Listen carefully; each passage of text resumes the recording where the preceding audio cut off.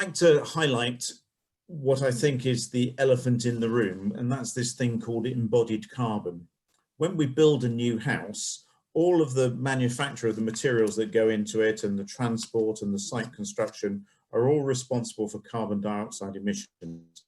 And that's called embodied carbon. It's often referred to as the carbon footprint of the house.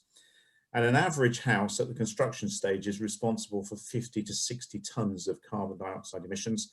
And then if it's built to a reasonable standard, it will emit maybe 5 tons a year in use. So that means a new house built in 2020 will be responsible for 200 tons of carbon dioxide by 2050.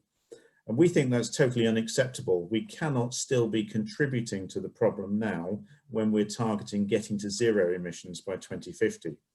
And when most people are talking about zero carbon in construction, what they really mean is zero operational emissions. So that means zero emissions from the use of the building. But we think we need to tackle the embodied carbon, the carbon from the construction process, as well as the carbon from the operations. And fortunately, we've got a helping hand here that natural bio-based materials all lock up carbon dioxide. So when I say bio-based, what I'm talking about here is trees and plants. So wood and wood products have been used in construction for many years. And what happens is the trees and the plants absorb carbon dioxide and they turn it into cellulose. And it actually takes 1.8 kilos of CO2, carbon dioxide, out of the atmosphere to make each kilo of cellulose. So for every kilogram of timber products, cellulose, plant-based products we can put into a house, that's 1.8 kilograms of carbon dioxide that's not in the atmosphere. And so the more bio-based materials we use, the more carbon we lock up. So the choices that we make when we design and construct our houses affect the carbon footprint, they affect the performance, and they affect the appearance. And we've now worked out how we can build houses with zero carbon footprints and zero emissions in use. And we would like other people to be following suit. Here's the scheme that I referred to earlier, 25 houses on site at the moment in a project called Springfield Meadows. These houses have a zero carbon footprint. They're built to the passive house standard. So they give passive house thermal performance, which means they've got minimal heating requirements. They're very comfortable and healthy to live in. They've got enough photovoltaic panels, solar panels on the roof generating electricity that they are net zero energy in use. So they generate as much energy each year as they use, which means that the bills are very low. The scheme has an electric car club and a car sharing scheme. And we've got a partnership with the Wildlife Trust so that all the wildlife and ecology is enhanced as much as possible. And the project has been awarded One Planet Living Global Leadership status. So the formula that we use, we refer to it as a secret formula, but actually we want to share it, is use bio-based materials to lock up carbon, passive house thermal performance, which comes from high levels of insulation, designing out things called thermal bridges, which is where heat is lost, conducted through walls and elements of the building. You have excellent air tightness, triple glazed windows, heat recovery ventilation system, and then we use electric heating, electric hot water, and electric cooking, and we use solar panels, photovoltaic panels to generate electricity, and sometimes batteries to store it as well. People will tell you that this is too expensive, it can't be done, but when you look at the cost of a house, only about 40% of that is the construction cost. The rest of it comes from things like land value, planning, land promotion, planning gain, Section 106 payments, design, finance, infrastructure, marketing, profit. And there are lots of places where we can shave a bit of money off. We shouldn't be shaving the money off the construction side. We should be aiming for ideal levels of performance. So what couple of minutes left now, Ian. Thank you. Thank you. Good, perfect. So what can Warwick District Council and people like you do to drive this agenda forward? First of all, I think you can adopt supplementary planning guidance for encouraging zero carbon buildings. That means once you've got a policy, you can demand higher standards. Without that policy, it's very difficult to demand those standards. And help to create exemplar projects, because the first part of this is proving it can be done. Most people in the industry will tell you it can't be done. And so you've actually got to overcome the inertia, show it can be done, and then you can demand other people do it. We think CIL, which is the community infrastructure levy and set by local authorities, should be used as a variable charge like car tax. So if you have an electric car, you pay zero car tax. And if you have a gas guzzling V8 Range Rover, you pay a lot of car tax. It should be the same with houses, that you pay little or no community infrastructure charge if you're building a zero carbon house, and you pay a higher charge if you're only building to building regulations. That would start to level the playing field and guide people towards wanting to do this. And you can lobby national government for higher standards. So government can do all sorts of things. It may come as a surprise that there are still a lot of houses being built to the 2006 building regulations. We think all houses should be built to the current building regulations, irrespective of when they got planning consent or when the project started. All new houses should be tested for airtightness. At the moment, only 1 in 10 is done. So guess what? Contractors and house builders focus on the 1, not the 9 that are not tested.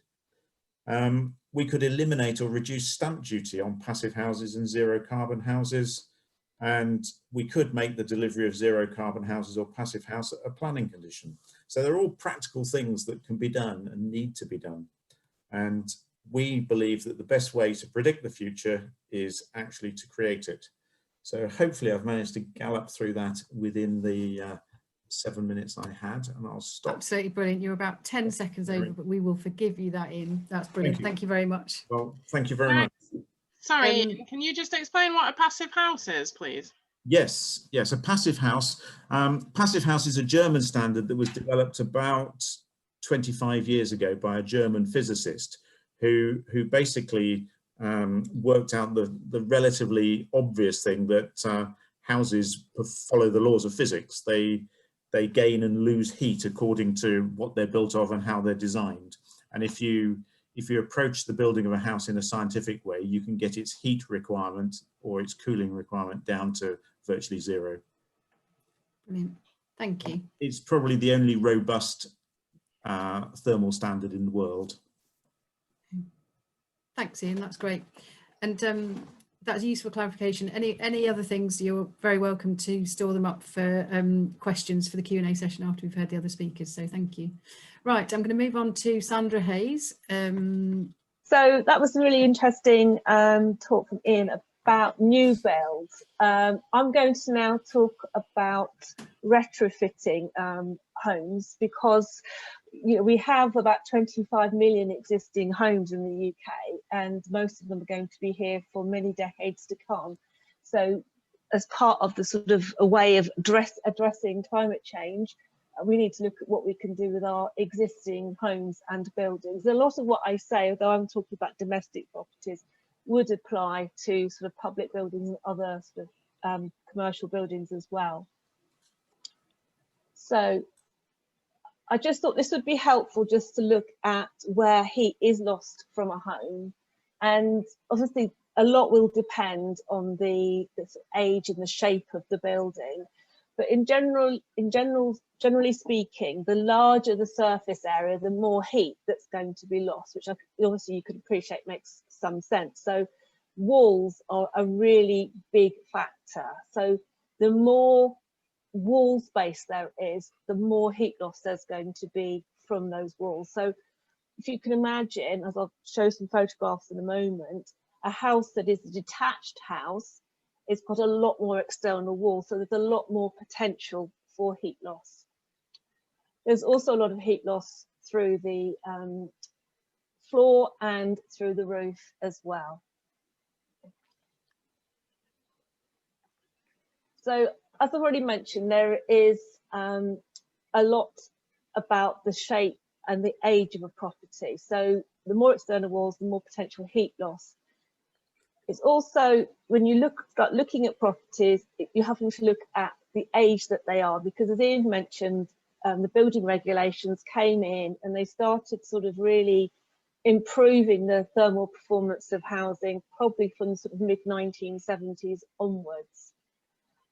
You will find that the older the property, the less well insulated it is, as it was from when it was built, and in many ways the more of a challenge that there is to make it more efficient. One of the things to note is a lot of properties built before about the 1930s have what's called a solid wall construction. So all your Victorian, your Edwardian terraces will all, generally speaking, have this solid wall construction. And the top photograph that I show there shows you the kind of brick pattern that comes with a solid wall property. And it's basically a series of headers and stretchers. You get different patterns, but you see the short bits of brick with against the longer bits of brick as well. So those walls are generally solid. There's no cavity in the middle of them, and they are pretty hard to improve the insulation performance of them. The picture below, although the property, the bricks look a similar sort of age, that's actually a cavity wall. You can see it's all long pieces of brick. And I've actually cropped this photograph because you can see, I hope, that there's like a couple of little holes in there. That's because they're in the process of retrofitting insulation. So it's when they're having cavity wall insulation put it in. So they would make those holes, put a nozzle in to put in some kind of insulation material, often things like polystyrene beads. Afterwards, obviously they wouldn't leave those holes, they would fill them with a bit of mortar. Sally, you're just over halfway through. Okay, thank you. Sorry. So in terms of when things started to happen, you find that before 1965, houses were built with no loft insulation. So if you can't get access to a roof, you might be a bit shocked to realise there's no insulation there. It's an older property. Cavity wall insulation didn't start coming in until 1983, and floor insulation from 1990. So properties before those dates wouldn't have those benefits. You can insulate solid walls, and they have to be done either internally or externally, but it's quite an expensive thing to do, and it's relatively disruptive. And one of the challenges is that a lot of the older properties we're talking about are in conservation areas or have got some sort of historic value. So you may not be able to do anything externally. And to do it internally is certainly possible, but I just thought I'd share this photograph of my own home when I was having internal wall insulation done. And this is my kitchen. You can see I'm cooking on a camping stove. I've had to have the boiler taken off the wall. I've had the cooker hood taken off. I've had to take tiles off. So it's not something that's an easy, quick fix, but it is something that you might consider doing, say, if you're having a new bathroom or kitchen fitted, if you're doing sort of a bit by bit approach. So in terms of loft and floor installations, these are a bit easier, particularly loft insulation. Building regs now say that you should have 270 millimetres of loft insulation. So lots of people can top up relatively easy. Floor insulation can be a lot harder with older properties, especially if it's a solid floor. If you've got a suspended timber floor, it can be done, but it's not a lovely job. Personally, did mine had to crawl under the floorboards.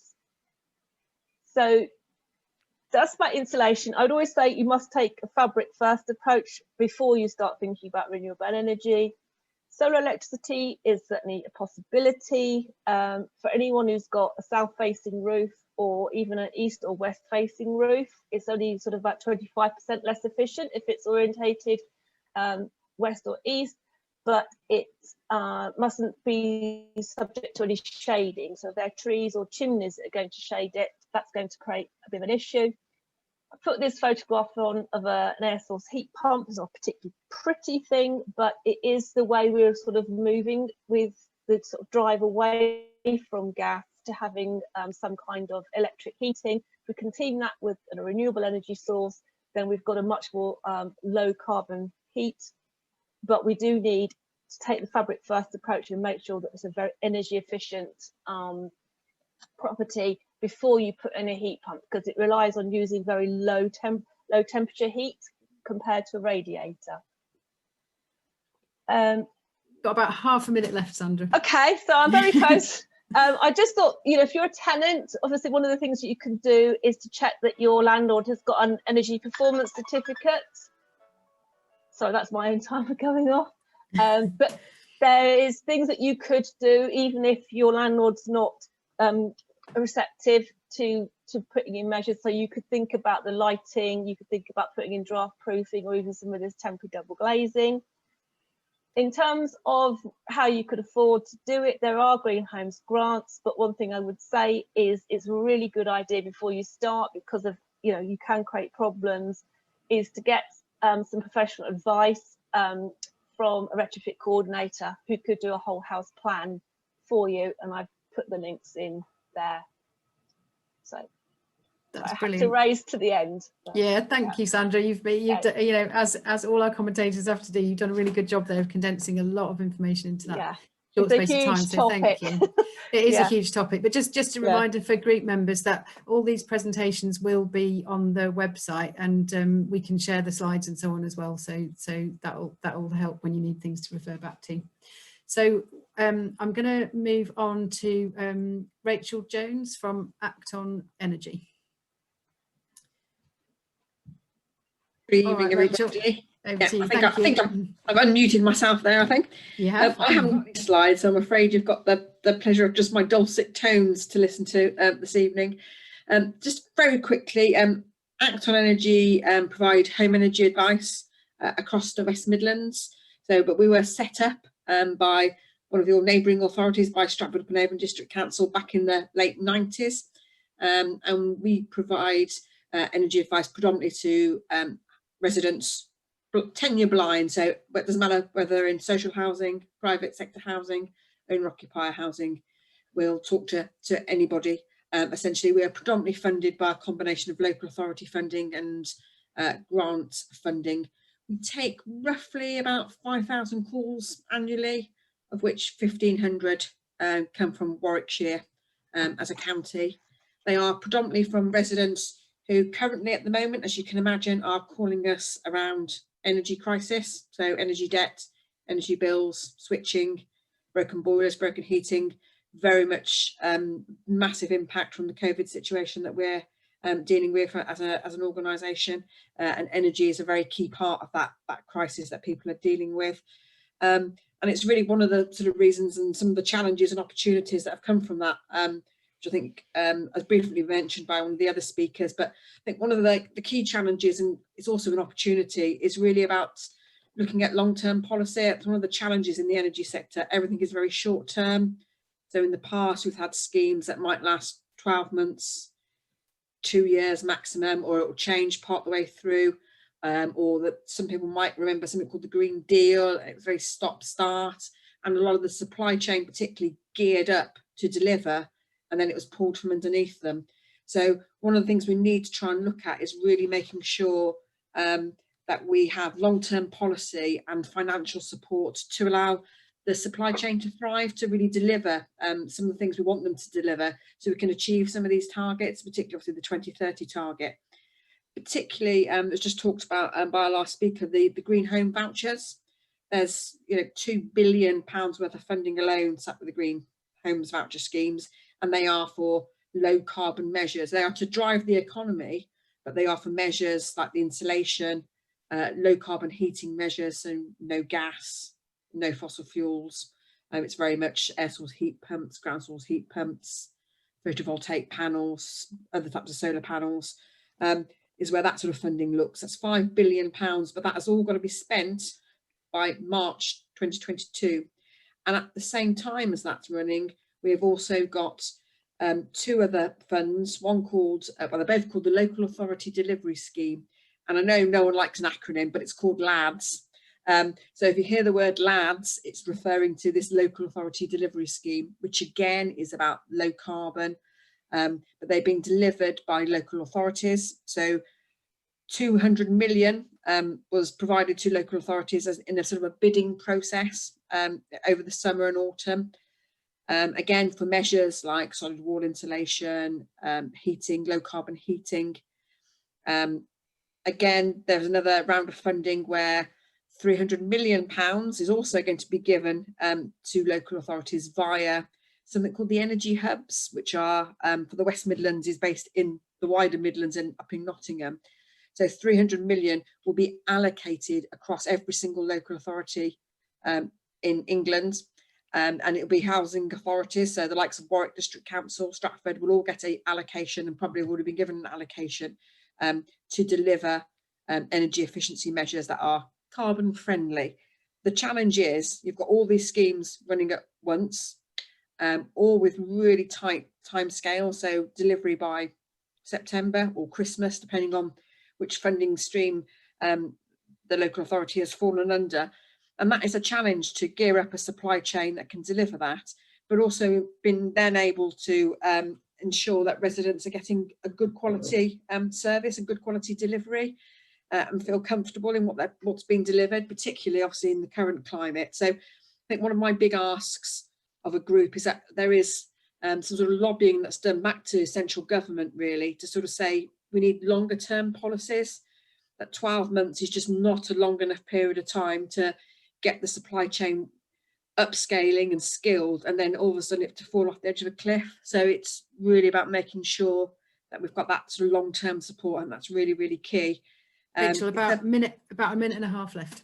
Right, okay. And then the other key area is around the energy advice provision. It's really, really patchy. It's reliant on funding from somebody or other. We are funded by a few local authorities, but not many. I have to say, I mean, we're not funded by Warwick, for example, but we try to do what we can. But if we want to install good quality retrofit measures, which was talked about earlier by previous speaker, you need to make sure that you've got a retrofit coordinator and assessor to make sure that the advice a householder is given is good quality advice, so that they understand what's going to happen, but also that advice is sort of long-term support. And that's my other sort of key ask, really, is about long-term energy advice and support. They used to exist. There used to be 52 advice centres in the UK. There's now probably a handful of them. And as we are trying to address this agenda, we really need to make sure that residents are getting good quality, impartial advice, I think is the other key area to move on that one as well, so that people know where to go. There's lots of funding out there at the moment. Ironically, for the first time ever, there's a lot of energy efficiency funding, but it's making sure that residents know what's best for their property and for them at that particular point in time, essentially. And I could talk about this forever, so I'll stop talking now, Jenny, before I go off on one. Thank you, Rachel. Well, you've given us a lot of information there, and also I think people have got a good impression of things that they might want to follow up with you afterwards in terms of question and answer or joining a small group later. So thank you very much for that. Right, we're going to move on to Philip Clark, I think, is going to go first, and then Hayley Smith, both from the planning department at Warwick Council. So Philip, if I start with you with 5 minutes, I think, and then Hayley's going to have 5 minutes as well. Okay, thank you very much, Jenny, and thank you for inviting me along. Yes, my name is Philip Clark. I'm the Head of Planning, Head of Development Services here at Warwick District Council. I'm sorry, I don't have a PowerPoint either, so I'm afraid you just have me to listen to. I'm here with my colleague Hayley, and we've been doing some work, and particularly planning policy work, looking at how house building can respond to the challenges of climate change. And I'm going to leave Hayley to speak about that in more detail, but I just wanted to make a few observations and comments by way of an overview and a bit of context. And it's really three key messages. The first message is to remind you, and forgive me if I'm telling you things you've heard before, but planning is and has to be about balancing and reconciling competing interests. I'm a member of the Royal Town Planning Institute, and our mission statement, if you like, is to champion the power of planning to create prosperous places and vibrant communities. And I think that's what we'd all like to see planning doing. But as we do, we have to reconcile a wide range of interests. And as you'll appreciate, there's a plethora of government guidance, legislation and policy that we have to work within. Possibly the most clear example of that is that we aren't masters of our own destiny in terms of the number of homes that we build in the district. We can't say, actually, we think Warwick District's grown enough over the last few years and we just want a bit of a pause. We are required to meet the needs of both present and future generations. So, for example, the current local plan in our district, which is running up to 2029, is going to see over an 18-year period, the district growing by about 26% in terms of people and new homes. And we're building something over 900 new homes a year in order to deliver that. So what the government tell us we have to do is they say that as we accommodate this housing and all the other needs that we have to within planning, we are supposed to do this in a sustainable way. And they've defined sustainability according to three pillars, if you like, three sets of objectives. The first is an economic objective, which is all about making sure we have the right types of land available in the right place and at the right time to support growth, prosperity and innovation. And of course, it's also about providing the right infrastructure to support that investment.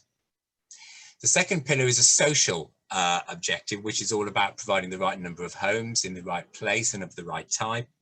It's about making sure those homes are well designed, but it's also about supporting healthy, safe and culturally connected communities.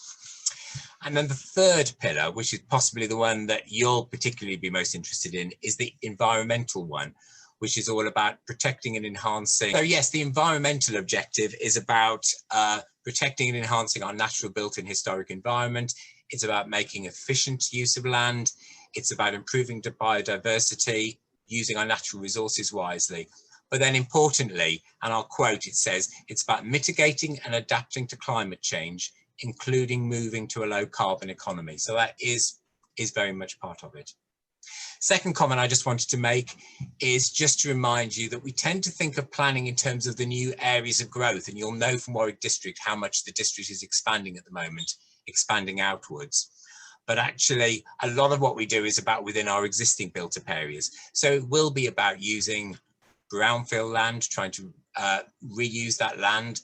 If you know the area around Leamington Station, there's been a lot of development around there, including some housing on land at Station Approach, 200 new homes on an area of I think, in many cases, largely forgotten brownfield land in the middle of the town. It's also about making sure that we have the infrastructure, not only for our growth areas, but also our established areas. Ian at the beginning talked about Section 106 agreements and community infrastructure levy, and those are levies and powers that we have to try to ensure that that infrastructure is provided in the right place at the right time. And then it's also, of course, about planning for our town centres and making sure that those can fulfil their role as the heart of our communities. And the final thing I just wanted to say was just to say that when we're looking at building new homes and in new areas, don't just think about the homes themselves, but think about where they are and how they connect together. So we need to think about reducing our need to travel and where we put our homes to do that. We need to think about how we can create good travel choices, and we need to think about how we can create sort of healthy environments. And maybe if I could leave you with one challenge or question just before I hand over to Hayley, it's just to say that given what I've just told you, and notwithstanding what Hayley's about to tell you about what we're doing in terms of individual homes, the question for you is, what role would you like to see the planning system doing, both locally in Warwick District, but also nationally? And you know, Ian talked about lobbying government in terms of tackling climate change. So thank you, Jenny.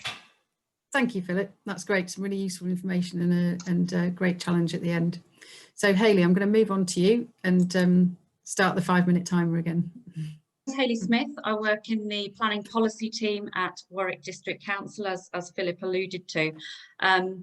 Warwick District Council, as I'm sure everyone in this group is aware, has got climate change very much on its agenda, and as part of the work following on from the declaration of the climate emergency, has committed itself to writing what we call a development plan document, which is a document that contains policy on a similar kind of level to a local plan, which you might be familiar with, looking at this issue and what we can do through the planning system to address some of the issues that I know people have been talking about in the previous discussions.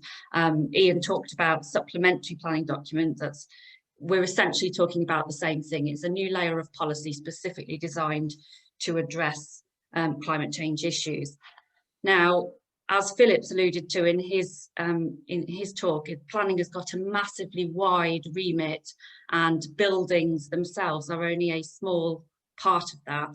And when we started scoping out what this document might contain, we actually came to the conclusion that we could rewrite the whole local plan and try and focus just on climate change, because every aspect of planning is touched by and can influence this particular agenda.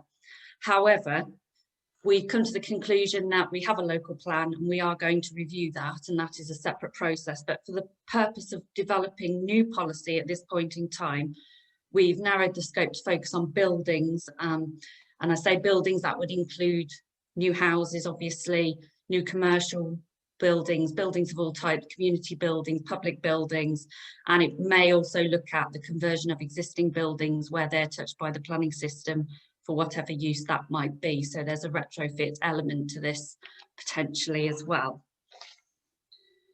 DPD development plan document, sorry, I referred to that as a DPD, that's what I'm referring to, the policy document in itself. We're looking at a high level at a 3-stage strategy, which pretty well, I think, aligns with the content of the previous speakers. So we're looking at a sequential strategy to reduce the carbon emissions resulting from the development, and we are exploring that, going back to Ian's presentation, both in the terms of construction and in use. So we're looking at how we can improve performance of buildings in both of those things at the moment. We're looking at reducing energy demand as the first part of the strategy through essentially a fabric first approach, and enhancing the energy efficiency of homes. We're then looking in the second stage of the strategy at the supply of energy that is required still for those properties in use, and where that energy comes from, if there's scope to generate energy. And then as a very last resort, if we can't get to zero carbon, and that's something we're working through, whether there are opportunities to offset. Now, we very much support this agenda. The council is very much really wanting to drive this agenda forward. But I think as Philip alluded to, we don't work in a vacuum on our own. And the challenge we have in pushing this agenda forward is very much exemplified by the national government's approach to this over the successive administrations that have been in place since I've been working in planning. So when I joined the planning profession, there was a Labour government in place which very much supported local planning authorities setting their own efficiency standards for new buildings. This is on top of and in addition to what is in building regulations, because that is a separate consent regime where there are already national standards. Now, when the coalition government came in 2010, they were very much about deregulation. They decided that the planning system was not the place to set higher standards than building regulations, and specifically prevented us from doing so. The current administration at a national level does permit us to set higher standards than building regulations through planning.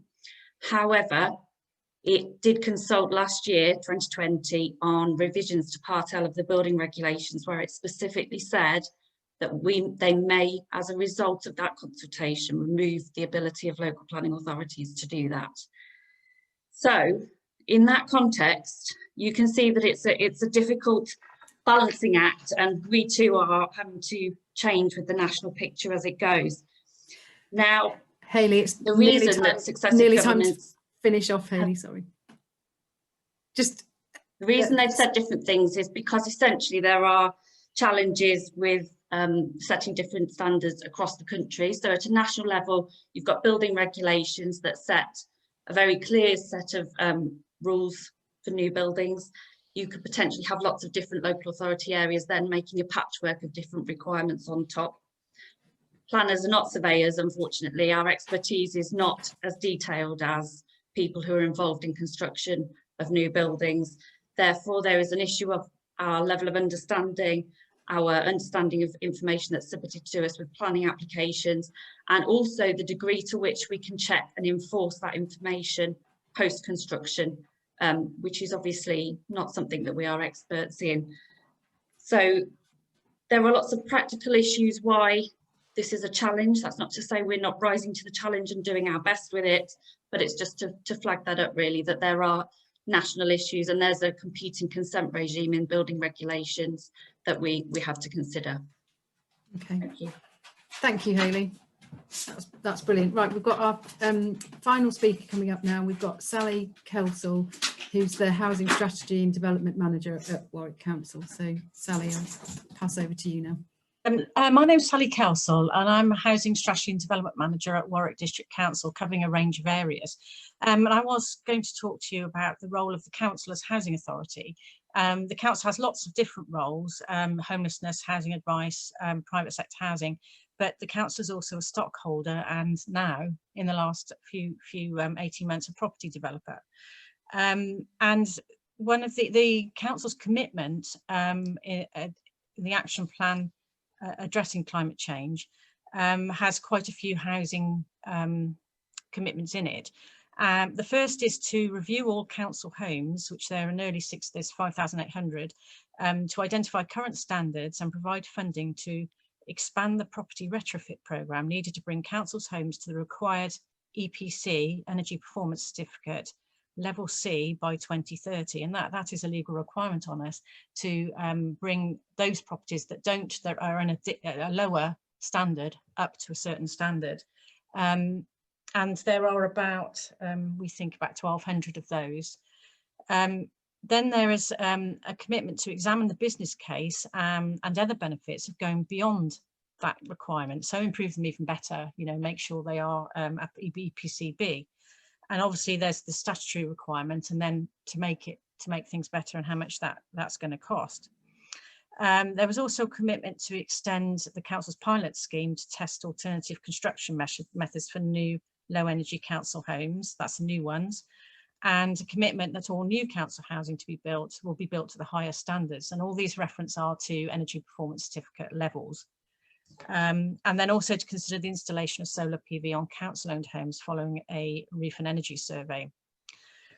So as I mentioned, the stock is varied. There's lots of this high-rise 3-storey blocks and a various range of house types. And also about 18 months ago, the councils were allowed to develop new houses. So the council set about doing that. So there's a lot going on within the housing service itself. But in order to get to a position in terms of knowing what you need to do with retrofit, Sandra's already touched on what's involved with some of those retrofit issues. You need to have your data in place. You need to know what the options are. You need to be able to investigate what's the best method. And you need to the council needs to know that it can afford it. And some of the options because there are some properties that are really the conservation area ones and things like that, where so the cost of some of these properties to do all internal insulation, roof insulation, loft insulation, air source heat pumps can be significant, £80,000. So the council has to decide to know, and it is actually tenants' rent money that pays for the works on council properties. And as Rachel mentioned earlier, there are ad hoc bid rounds for fundings, these LAD, local authority bid rounds, that are what I've noticed recently. Some of them have been linked to revitalising the economy following COVID, but they are brief, they're complicated, they're very short term. You have to complete the works within 12 months. And it's really hard to gear up to have the capacity to submit bids for additional funding. Having said that, we have submitted we're just waiting to hear. The first one is a social housing decarbonisation fund, and the intention that the government has is to try out demonstrators throughout the country to try and reduce the cost long term. And we've we've put in a bid, we'll see how we get on with it.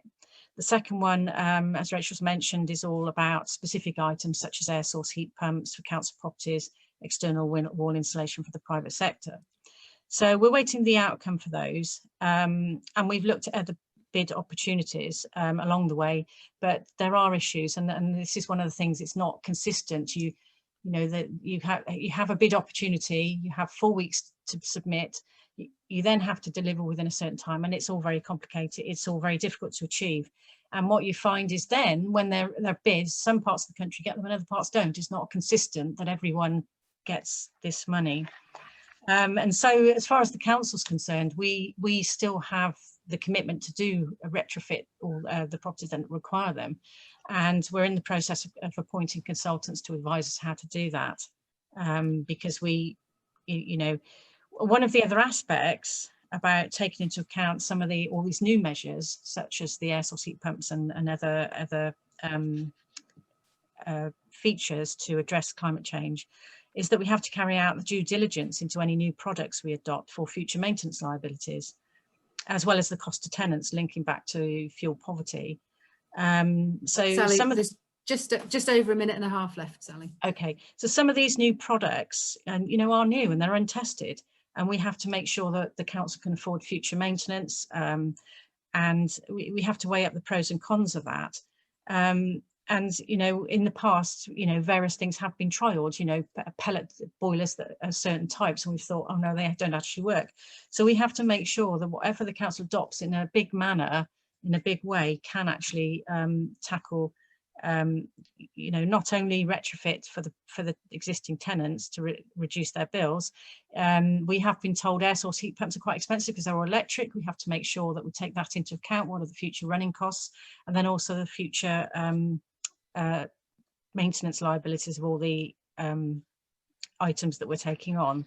And we are in the process of doing that at the moment, and we're hoping that we hope if we hear about our bids that we put in, we might have some additional innovation and additional funding that comes in. But that is also another issue, is funding. It is that the council it's not a bottomless pit of money, and so it has to be done at certain steps at a time in order to achieve the final outcomes.